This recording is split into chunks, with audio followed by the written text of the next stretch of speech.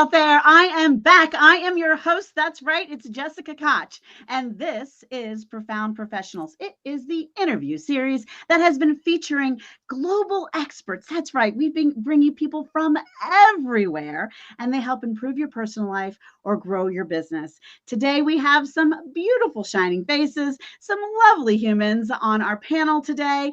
And let me just take a second to tell you who we have. We have Alain. He is an Olympic double silver culinarian. And Alain is also, he's really helps the highs of professional life, right? He's seen highs, he's seen lows, he's lost it all more than once, but he is now making it his mission in life to guide men to clarity. Any men out there need some clarity? I know there's some women out there that need some clarity. I do too. And connection and conviction. So welcome, Alain. Jessica, thank you so much for having me on the show. I'm really looking forward to our conversation today. It's gonna be fun. We have this many great smiling guests. It's always a great show. I am so interested to learn about all the things that I just said, what they actually mean. So that's going to be a lot of fun. So we have also, the energy from her is powerhouse. Cheryl is here with us. She is wearing a gorgeous color that is great for her skin, looking beautiful, let me just say. And she's also brilliant. So not just beauty brains, two people. We have the CEO of Learn to Engage, and it blends 28 years of instructional design expertise. This is an important piece with storyteller flair. Storytelling is the key magic ingredient to make everything quantum, to make it amplified, to make it the 10x of it all. Storytelling is that magic spice that everyone goes, what is in that? What is making that so good? She is creating dynamic and engaging learning experiences, and that's what we want. We want to grab them. We want to combine automation and technology and learning with relationships and fun and energy and humans and people, and having it be all those things. And I think Cheryl just might be the person we go to for that. So welcome, Cheryl. Thank you. Thank you so much. And then we have Sue, and Sue is doing something that she just doesn't know. It's right on the bell, right on the ding, right on the target for me. She is working with and helping really authors bring their book dreams to life. She is a writing coach. She's a book editor, but I think she's so much more, because I believe all of us have a book in us, whether it's a children's book or a song or a poem or a fiction or a nonfiction. This is a way for you to leave a legacy, right? So the woman who wrote Harry Potter to Napoleon Hill, these people will touch the lives of humans so many years long after they are no longer here. And this is a way to do it. And Sue just might be the person to help you through your book journey. So welcome, Sue. Thank you, Jessica. I'm so excited to be here tonight. Well, I am happy to have all of you, and I am going to do something off the box and say it's going to be gentlemen first. As ladies, we outnumber him. So, Alain, give us a bit of first of all, I mean, good on you, Olympic double silver culinarian. Give us a little bit of what does this mean even? It sounds great. I'm pretty sure applause was necessary, as Cheryl did. Yeah. But, I'm not sure what that is. So talk to us.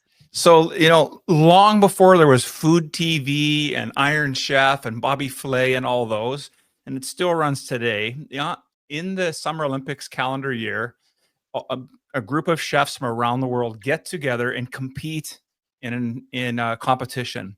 In a hot food competition and in a cold food. And I mean, like, long before there was a Food TV. Wow. So I did this back in the early 90s, and I was blessed to be mentored by a gentleman who had competed in 84 and in 88, and really took me under his wing to help teach me not just the skill of being a culinarian, but also on how to prepare, how to really set yourself up from a personal perspective, I live in Canada. I'm up here in Winnipeg. And so hockey's a big thing. And I would say that I was like that third line grinder guy that needed to work really, really hard. And my mentor was Wayne Gretzky. It would just happen for him. And so when I had the opportunity to compete and work with 5 other individuals to learn how to prepare food and have judges look at it and grade it, I just thought that what a great way to really enhance my skill as a chef, so and as a leader. So that's what that's all about. So you went to throwing something in a pot and competing and doing darn good at it and winning, to now you're supporting men with clarity and conviction and mission-driven life, it sounds like to me. So how did this shift take place? It sounds like you had a bit of the highs and the lows of life, as we all do, but give us a little picture of how that transition it happened. Absolutely, Jessica. So think of this. So at the peak of my professional career, and this happens to so many men, that we thrive in this idea of providing for our family. And so we're out, we're earning, we're doing what we need to do.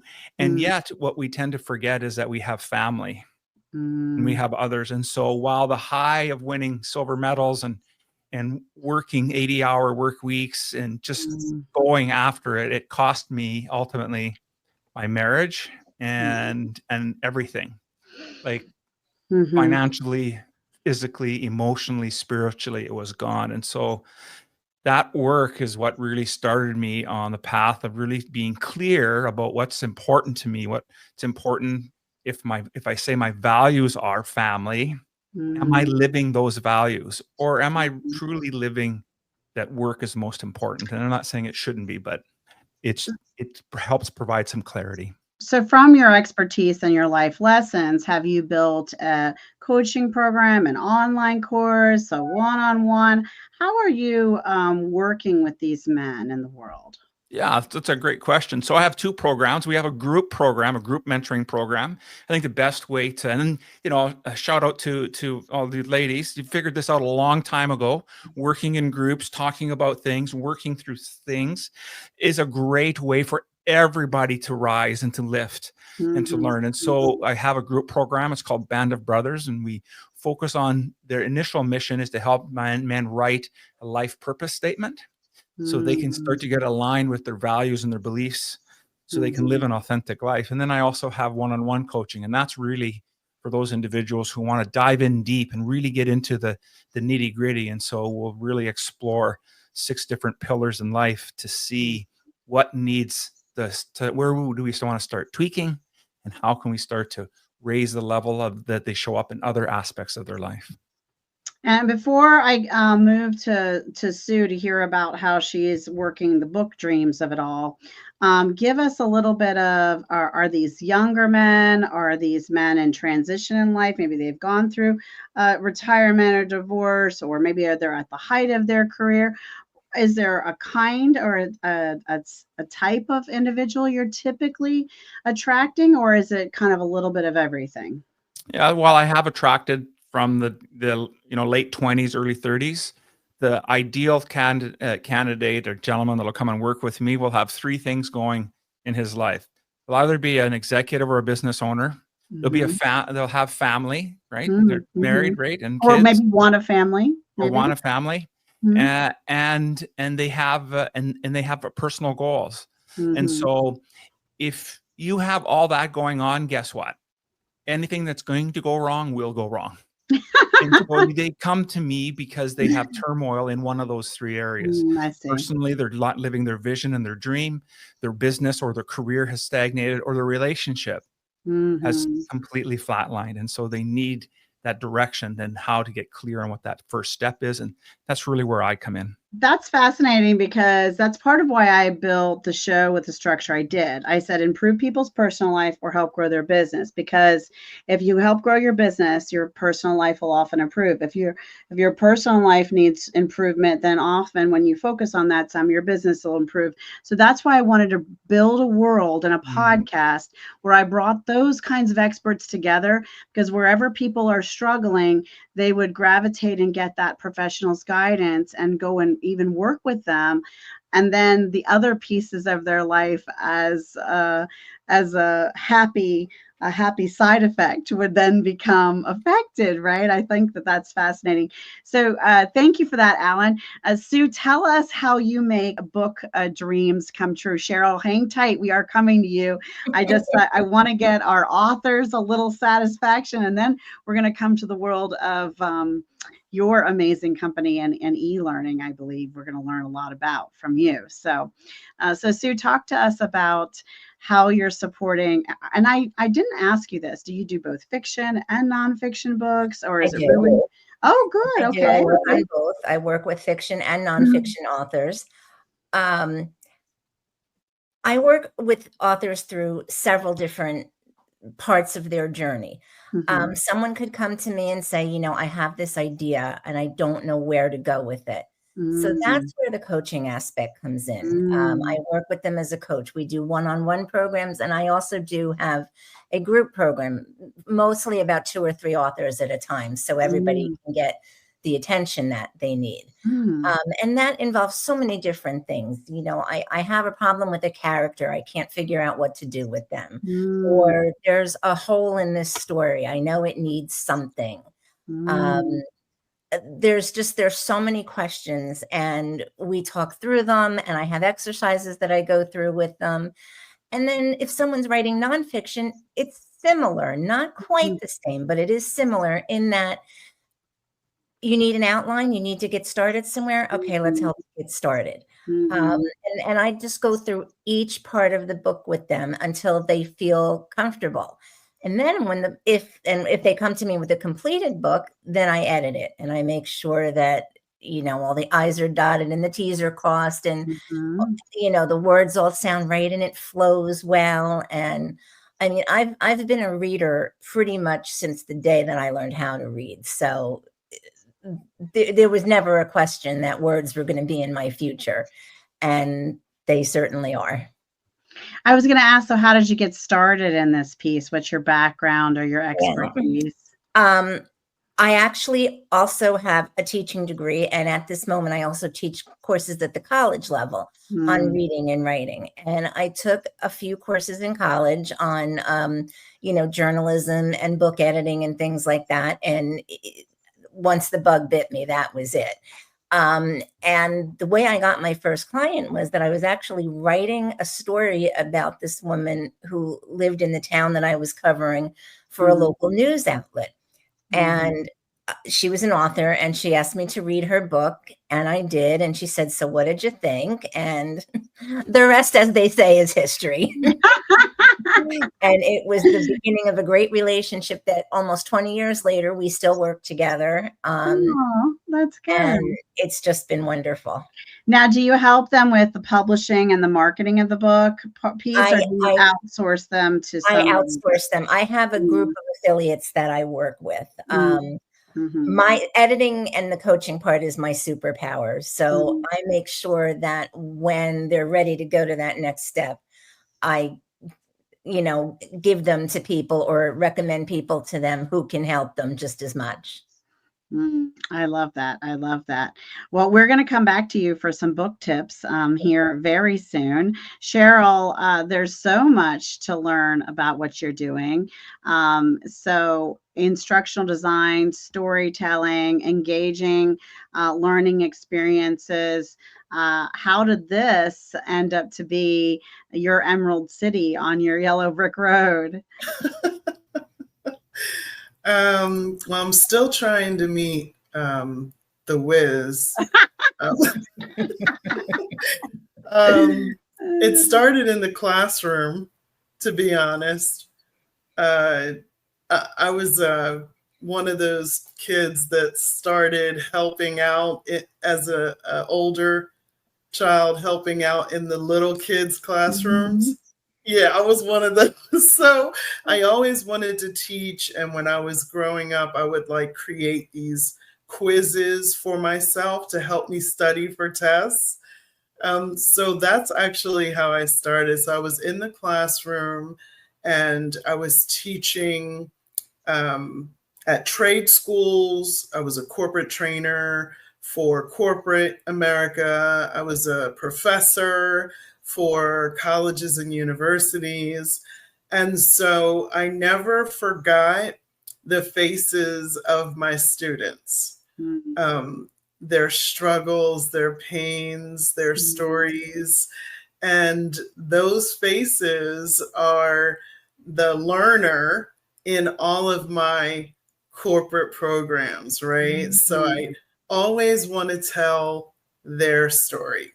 So I spend, and I could also relate because as 22 years ago, I was a single mom of a special needs toddler, and I was working 3 jobs and getting my master's degree online at the same time. Wow. So I could relate to their story.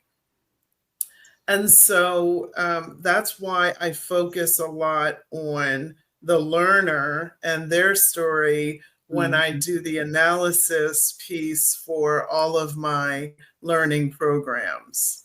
And that's really why they're, really focused and engaging. So these sound very custom. So who is your customer? Are you working with the Fortune 1000 or mid-sized corporations nationally, or associations or government? Who are you supporting in this space? It could be all of those. It's really the people leaders, those who are managing others, and they're responsible for their not only their professional development, but also their career development.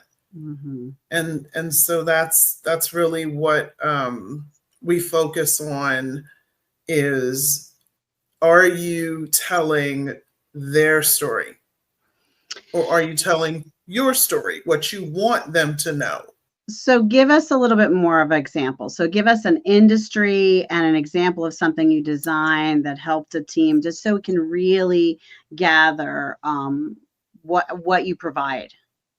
So an HR leader, an HR director, or someone who works in HR, they could say, we need to develop an onboarding program. Okay. Or we need a DEI program, and I would customize it specifically for their organization. And most of the time, it's really not one module. It's an entire story-themed course. It's based off of my story design motivational method, and it's something I designed for my specific needs. And basically, we even have like a webinar that we're putting out next week that is just talking about the learner story. And that's it. Just how to tell your learner story. So, so that's. So I'm the HR person. I'm the HR person of an IT firm, and we're onboarding 50 new team members for our software company, and we want you to customize their onboarding experience. So there's going to be a private portal where there's video-based training that guides them through onboarding, with also maybe support documents and references and maybe activities and things for them to do along their journey of onboarding.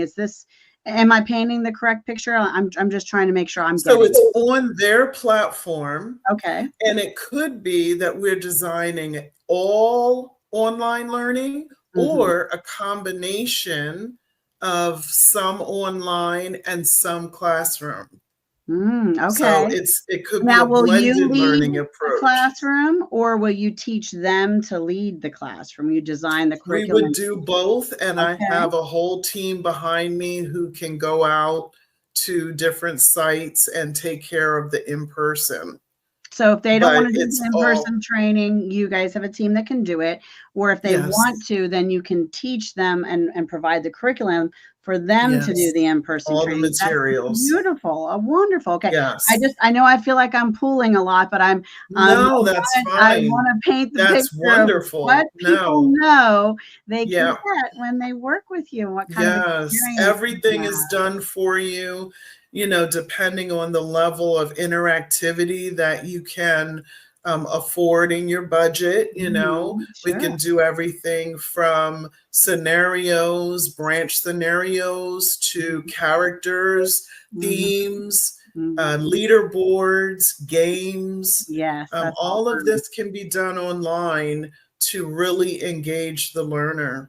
Will you do also virtual trainings like this if they want one? If they have like many states, Sure. many locations, you could Oh, do a sure. hybrid of here's your online portal, but then here's a monthly call that you can join for continued support, training, Yes. and that kind of guidance based on what the company needs.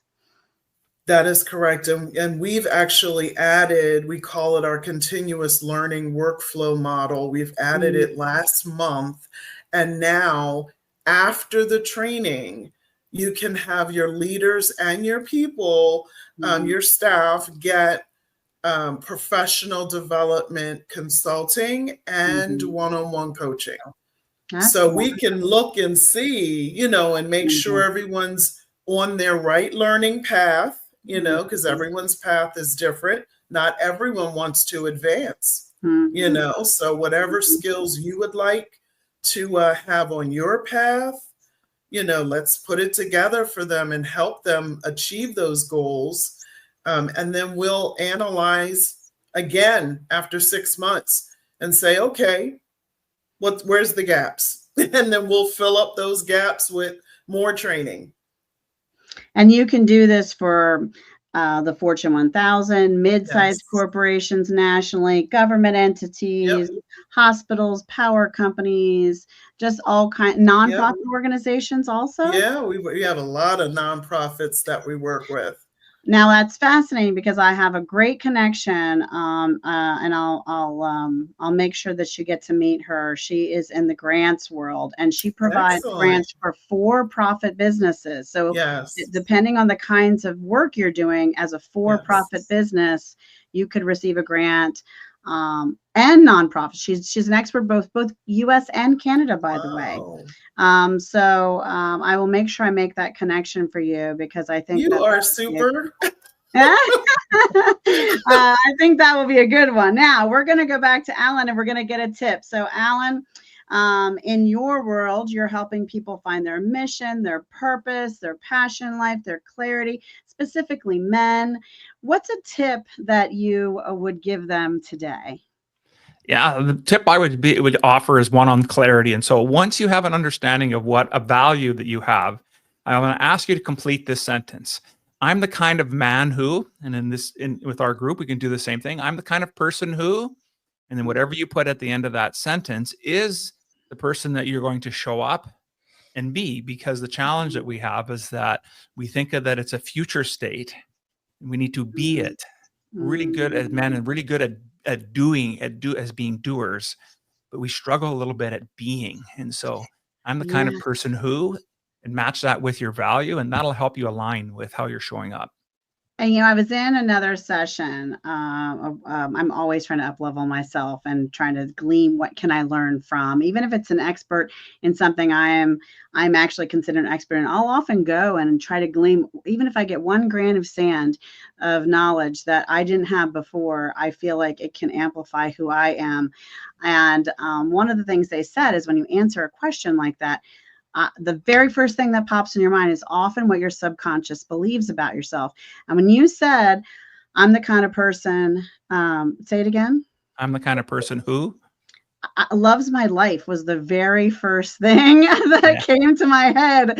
I truly love the life I'm living. And so it's fascinating to play those games with what's the first word that comes to mind, because it'll tell you a lot about what your subconscious conversation is having with your conscious mind, because your subconscious is going to win all the time, so they say. So I think that's fascinating.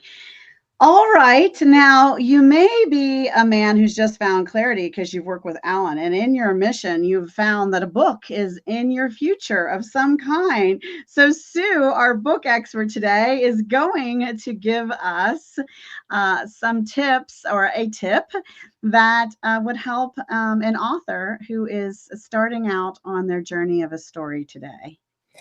Well, my tip is actually very, very simple. You can't talk about it. You have to sit down and do it. And if that means writing for 10 minutes, then you write for 10 minutes, because 10 minutes a day is better than no minutes a day. And that book is not going to just magically appear. So you really have to, to borrow a phrase from Nike, just do it. And that's what I think is so important, because so many people say, I really want to do this, but you just have to do it. And that's the most important thing I can say. Nike is so smart. I'm pretty sure they trademarked that or copyright that, or we give all the credit to them, but I'm pretty sure someone was saying it before they went and coined that phrase, so to speak. Yeah, exactly. I wish it was me, but that's okay. All right, Cheryl. So maybe one of the brilliant executives that worked with Alan, this smart CEO, now has 5 or 5,000 or 50,000 people who need training and up leveling and support. What's a tip that you're going to give them? Don't forget about your greatest asset, your people.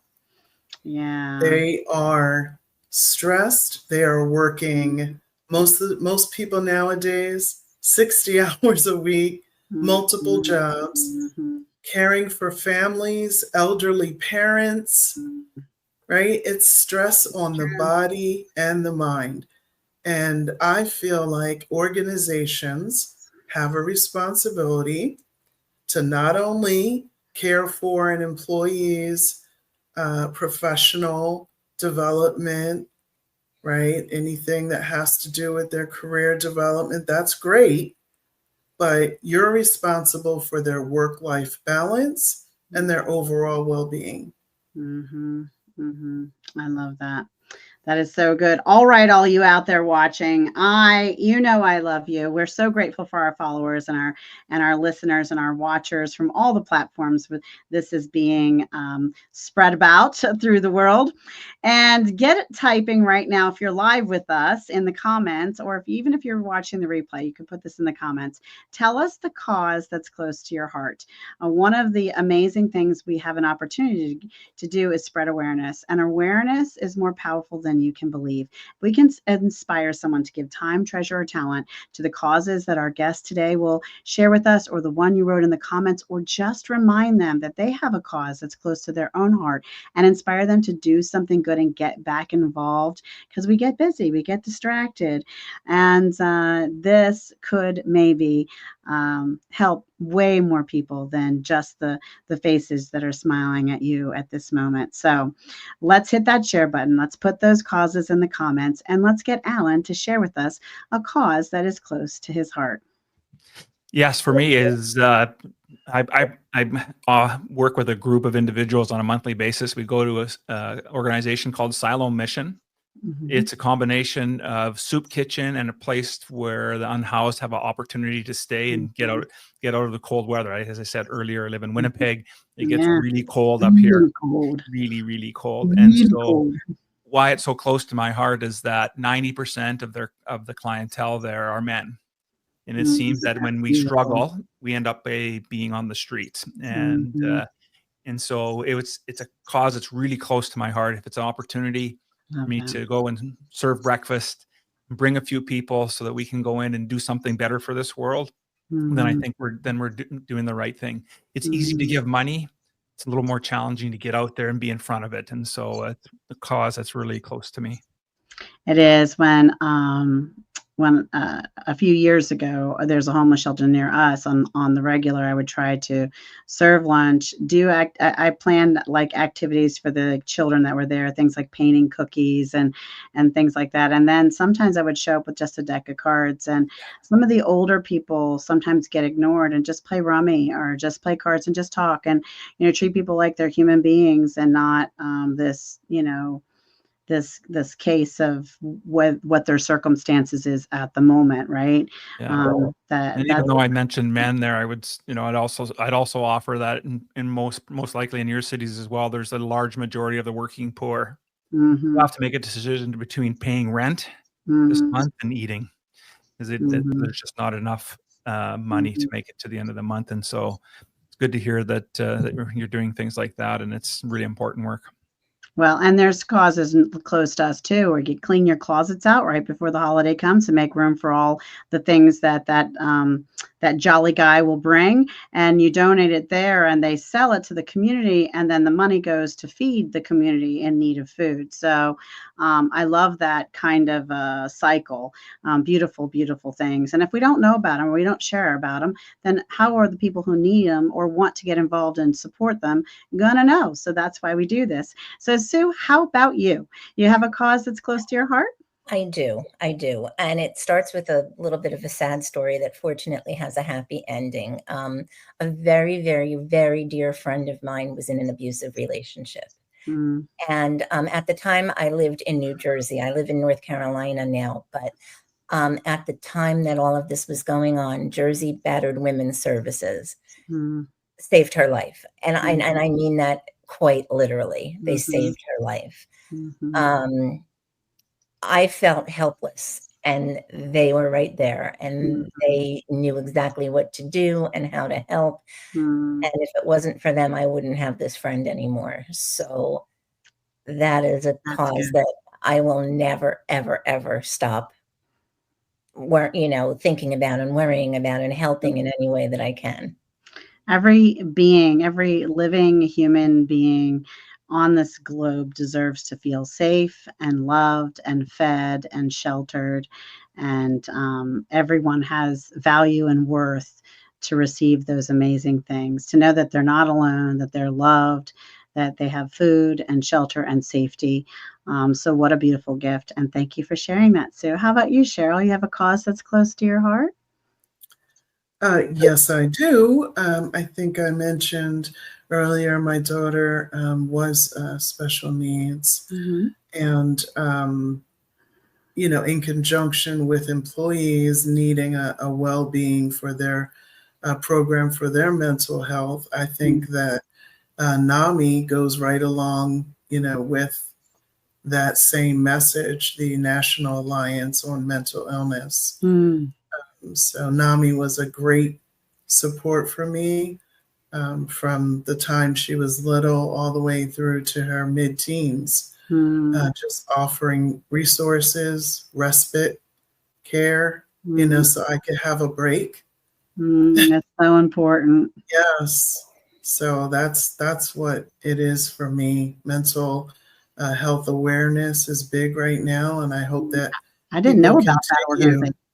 NAMI, yeah. I didn't know about it, so I'm glad you shared it, because there might be other people who need it, who need to know about it. Yep. That's so good. Thank you. So good. All right. Now we're going to go to the next topic that's super close to my heart. Some of my guests are surrounded by them. I am surrounded by them. I am obsessed with books. Okay. I'll plant a tree. I love the paper books. I love the audiobooks. I love the digital books. I love all of the books. I am never without one nearby. I am always listening to multiple. I listen to them on 2x speed. I have trained myself to speed listen. I am obsessed with sucking in as much books in the world as I possibly can, both fiction and nonfiction. I am a nut. Okay. Totally love books. So a book that inspires your personal life or helps you grow your business. Alan, go. What a great question. And as you can see, I have a few that are really important to me, but I pulled this one out. on purpose because this gentleman, Og Mandino, really saved my life. It's the first book I bought when my marriage was falling apart. It's The University of Success, 50 of the best books ever written. And some of the books are in their totality in here, and some are excerpts where he's handpicked certain paragraphs and chapters. And I got to tell you, you can tell that it's pretty wore out. It's a book I go back to all the time. But Og Mandino, my most favorite author, and if I was ever to write a book, it would be something like what Og's done. So I did not know that existed. You just lit my life on fire. Yes. That is so great. I'm totally getting a copy. That is awesome. All right, Sue, this is going to be hard. Just about everyone you ever work with, you need to list all those books. I don't think we can be on till tomorrow morning, can we? I don't think so either. So you're going to have to give us one that inspired your life or helped you grow your business. I actually have picked one. It's a book called Tiny Habits by BJ Fogg. And I have unfortunately, over the years gained a few bad habits, more having to do with not eating as healthy as I should, not drinking enough water, things like that. I mean, nothing really horrible, but this book has really helped me to take it one step at a time, because I'm one of these all or nothing people. Like, if you don't completely change your life, then you're not successful. And that's obviously not true. So using Tiny Habits has helped me more than I can say. It's a great book. It's easy to read and so helpful. I love that. And, books like that have been great for me. Millionaire Habits, The Atomic Habit, The One Thing. I love books, but thank you for sharing that one, because I did not know, I have not heard of that particular one. So can you say the name again one more time? It's called Tiny Habits. Tiny Habits. By BJ Fogg, Fogg. All right, Cheryl, all that master's fancy degree and all that learning you did and online and juggling jobs and family. I know there's a book or two that you've come across that you just love. Yeah, for me, when I was switching from the classroom over more to the development and creation of e-learning, I had to learn, because there's differences. A lot of people are like, I have a PowerPoint, I can just publish that and there's my e-learning. Like, it doesn't work like that. It's totally different. So I went to the expert, Dr. Ruth Clark, and the first book that I studied, and I still reference it today, is E-Learning and the Science of Instruction. And I have all her books. I've attended all her seminars, and I just think that she's wonderful. She's so smart. That's good. Another one I don't know. This is good. Yeah. I'm racking it up, man. I'm racking it up. So if you've written a book out there, or you have a book that you love, throw it in the comments, hit the share button, because someone else might be kind enough to hit share too. And if you're an author, who knows, they might discover your book in the comments. You just never know what can happen when you do great things for others. Great things will happen for you. So, Alan, I know you haven't written a book, but give us a little bit more depth on one of your programs or some of the other things you have created and built. Yeah, so the one that I'd like to talk about a little bit now is the one-on-one program. It's called the Hero's Quest. And the reason why I call it that is that we're all on a hero's quest of some way, shape, or form. We have the one from birth to death. That's the big one. We have so many small ones, and it's those opportunities in life when we start to focus on career or family, and there are other things come into play. And so the idea of the Hero's Quest was to help individuals really understand what pillar in their life they need to focus on. Is it financial? Is it relationship? Is it spiritual? Is it going to be in their business, going to be in their relationship, or is it going to be about themselves and their mindset? And so with this program, I take them through a self-assessment. I call it an integrity challenge, because you're challenging yourself on where you're showing up. And then we have a conversation about where are you in alignment with what your values and beliefs are in each of those pillars. And we can start a program.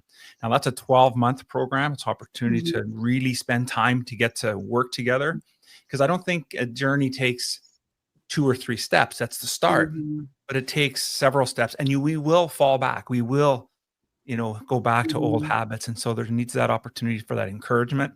And when members and gentlemen participate in that program, they also automatically join our group program. And so they get the support of other men to help them on that journey. And so that's a program I'm really thrilled with. Well, great. That is wonderful, Sue. I just feel like we have to put you on the spot, lady. We're going to have to say, in the plan somewhere, the 5 to 10-year plan, your own book on writing books has just got to go out there. But tell us a little bit more about all the amazing authors and support you're giving to the brilliance of the writing community. Well, as I started this business, one of the things that I heard over and over and over again is, I'm stuck. I'm stuck. I'm stuck with this. I'm stuck on that. I don't know what to do. I'm stuck. So when I was trying to come up with a name for my program, I was thinking of all kinds of cutesy things and this and that. And what I ended up with is Get Me Unstuck. And that's my most popular program. And it's exactly what it sounds like. It's, I have different lengths, there can be a 1 month, a 3 month, a 6 month. And we talk about what are you stuck on? And I work with exercises, I edit their copy, I get them through those rough patches where they're stuck. And for many of them, it's worked out beautifully, just getting past that initial So they say when the student is ready, the teacher appears, right? So I am in this journey right now, separate from my business, just for myself, writing a fiction novel series. It's 7 books. I had a dream about 3 months ago that I saw the whole thing play out in a movie as clear and crisp as if I were watching one. And if you'd asked me 6 months ago, are you going to write a fiction novel series? I would have gone, no, probably not. Maybe a children's book, some nonfiction, sales books, because that's my expertise. But this is a book that I know is coming. And what I could imagine wanting is a group of people to bounce ideas off, but I want them all to sign an NDA. I'm not even going to tell you guys what the name of my book is yet, because I haven't got my attorney to help me copyright all that stuff, yet and trademark it. I'm reaching out to him next week. I hope to have the first novel done by the end of next year. I've already started writing it. This is going, but I could see a value of having a sounding board as I am developing characters. And I think I want this to happen. And I want to tie it to this last book and weave the families through the center with this thread and this magic. And what do you guys think of that? But it needs to be top secret, man. Like, and the energy in a book group and the energy between an author and an editor has to be right. And there has to be that trust. It's like, it's almost like a dating or a marriage relationship. It really is, because you're trusting someone with one of the most important things that you've ever done. And I sign NDAs for every single one of my clients. I have no qualms about doing so. And the group sessions, when you do groups, does everybody else? Yes. That's good. The thing of it is, I want people to, and I don't want to take people into a group where I have questions about their trustworthiness. And I want people to know that you can sign an NDA or not. I'm not going to tell anybody anything until you are ready for me to do it. That trust has to be there. But in a group program, you do have to have that as well. And I have a small group program now. I'm working on something larger, but not too large, because again, you get to the point where too many cooks spoil the broth. Yeah, I agree. And I think you would probably want separate groups for your fiction, your nonfiction. Oh, absolutely. Character development is different than like what Cheryl knows about the structure of learning and how people ingest information and where to infuse a story to drive home the point of the lesson you're teaching. And, all those things are totally different than the kind of story you want to build when you're sharing, a fiction-based novel. Exactly. Yep. You're absolutely right. All right. Well, Cheryl, you are an author, not one, not two, but how many do we have? All of our fingers. So she ran out of fingers. So now next she's gonna have to start with her toes for the next. So talk to us about I guess some of your favorite books. I don't know, Walton. I have to say, first of all, wow, to Alan's program. I love that. I love what Sue's doing, helping people become unstuck. And I love that you had a vision in your dream. You know, that happens to me a lot too. And you got to go with it. You do. Because it's really a premonition of the future. So I can't wait until you're done so I can check it out. I'm so excited. But yeah, 10 years ago, I said, you know, I'm going to take these diaries that I had written and I'm not, don't laugh. Okay, I'm old, but it was on floppy disk. I have some floppy disks where no one's laughing here. Okay. And I said, I'm going to throw them out of the these. room button. So if they laugh, we'll just throw them out of there. Yeah. We're laughing with you, not at you. That's right. Some people, you know, don't know what that is. But yes, I said, you know, I'm going to write whatever I want to write. A lot of people, you know, have said, you know, well, why do you keep jumping around?